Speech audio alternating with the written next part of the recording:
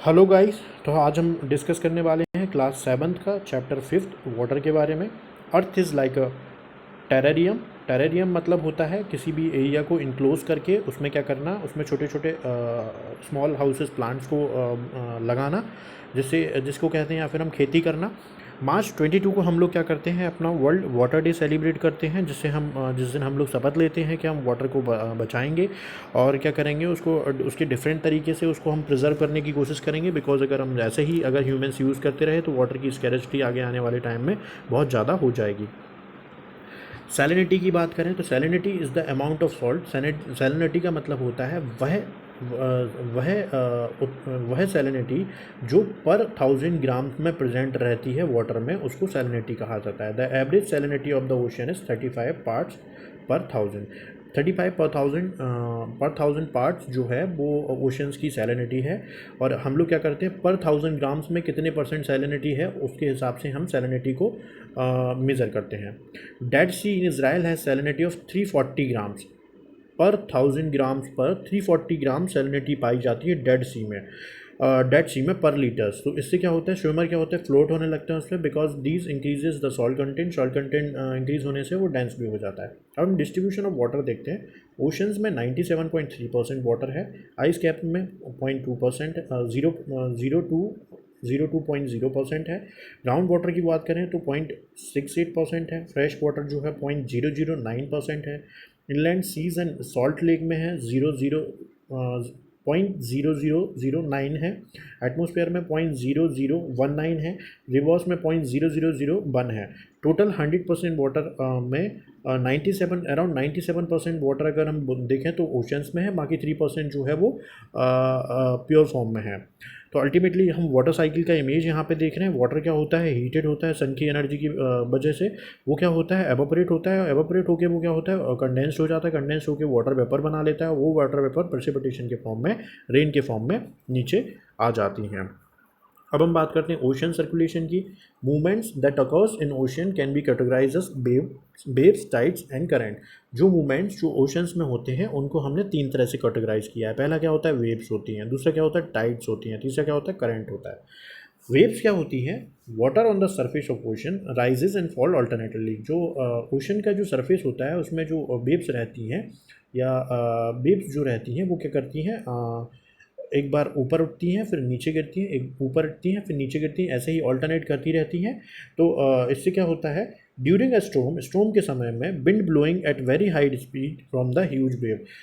जो स्टॉर्म के समय में क्या होता है कि जो हवाएं होती हैं, हवाओं के कारण जो वेव्स होती हैं वो वेव्स क्या होता है, बहुत ही हाई स्पीड से बहती हैं। इससे क्या होता है, earthquake, volcanic eruption, under water landslide can shift large amount of ocean water.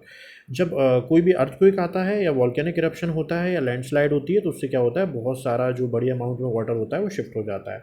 As a result a huge tidal wave called tsunami. और इसके रिजल्ट से क्या होता है, बहुत बड़ा एक सुनामी आता है, सुनामी वेव जनरेट होता है। और इसकी जो जनरली जो इसकी हाइट होती है 15 मीटर के आसपास हो जाती है।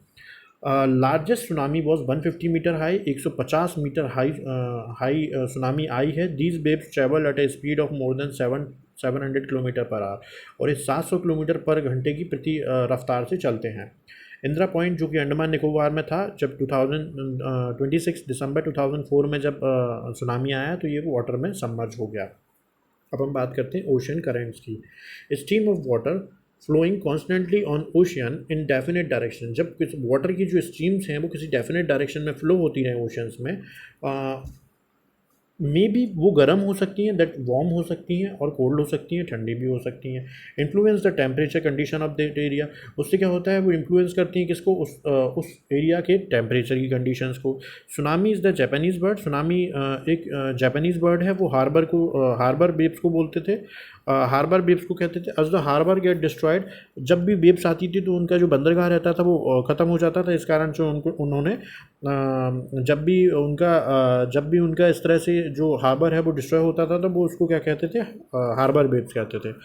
Waves are formed when the wind scarps across the ocean surface. The stronger the wind blows the bigger the wave become. जितना ज़्यादा पावरफुल जो वेव होगी उतनी ही पावरफुल क्या होगा, जितना पावरफुल विंड होगी, विंड ब्लो हवा चलेगी, उतनी ही पावरफुल वेव आएगी।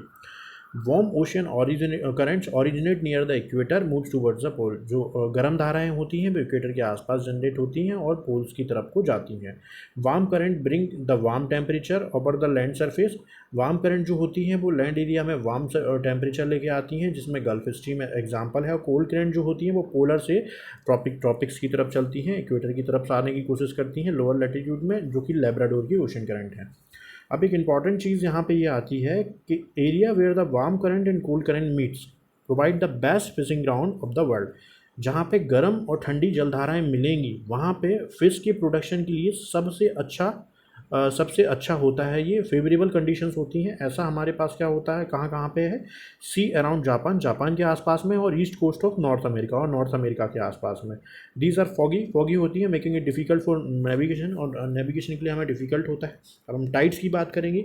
रिदमिक राइज और फॉल जो होते हैं ओशन के वाटर में, उसको क्या कहा जाता है, टाइड्स कहा जाता है। हाई टाइड्स क्या होती है, वाटर कवर्स मच ऑफ शोर। जब ज़्यादातर जो शोर रहती है वो कवर कर लेती है water, rising to its highest level, तो उसको क्या कहा जाता है, हाई टाइड कहा जाता है। Water falls to its lowest level, जब वो उसके लोएस्ट लेवल पे चला जाता है तो उसको क्या कहा जाता है, रिसीड्स फ्रॉम द शोर, शोर से जितना दूर जाता है उसको लो टाइड कहा जाता है। Strong gravitational pull exerted by the sun और moon on the earth surface causes tide. और टाइड होने के पीछे क्या होता है, जो सन और मून का जो ग्रेविटेशनल पुल होता है उसके कारण से ये होता है। Water of the earth closer to the moon gets pulled under the influence of moon's gravitational forces and cause high tide। जो वाटर रहता है वो मून के जो ग्रेविटेशनल पुल है और जो अर्थ का ग्रेविटेशनल पुल है उसके कारण से क्या होता है, इन्फ्लुएंस होता है और हाई टाइड्स हो जाता है। स्प्रिंग टाइड में क्या होता है, ये स्प्रिंग टाइड कब होता है, जब फुल मून और न्यू मून के दिन होता है। ये sun moon earth are in same line, sun moon और अर्थ एक सेम लाइन में होती हैं, एंड टाइड्स आर हाईएस्ट। तो इस तरह से क्या होता है, टाइड्स बहुत ज़्यादा हाई हो जाते हैं। इससे क्या होता है, नेविगेशन और फिशिंग में हेल्प होती है क्योंकि हाई टाइड्स रहते हैं, और शिप्स को इजीली हार्बर तक आने में इजी हो जाता है हाई टाइड्स के कारण। नैप टाइड्स देखते हैं। Moon is in its first and last quarter. Moon जो रहता है अपनी फर्स्ट और लास्ट क्वार्टर में रहता है, जैसा कि आपको इमेज में दिख रहा है। Ocean water get drawn in diagonally opposite direction by the gravitational pull of sun. Sun की ग्रेविटेशनल पुल की वजह से जो ओशन वाटर रहेगा वो डायगोनली अपोजिट हो जाएगा, उस कारण से क्या होगा, लो टाइड्स होंगे, और इससे इलेक्ट्रिसिटी के जनरेशन में भी हेल्प मिलती है। आई थिंक अब आपको ये चैप्टर समझ में आ गया होगा। अगर आपको ये चैप्टर समझ में आया है तो प्लीज़ मेरे चैनल को सब्सक्राइब करिए। Thank you so much.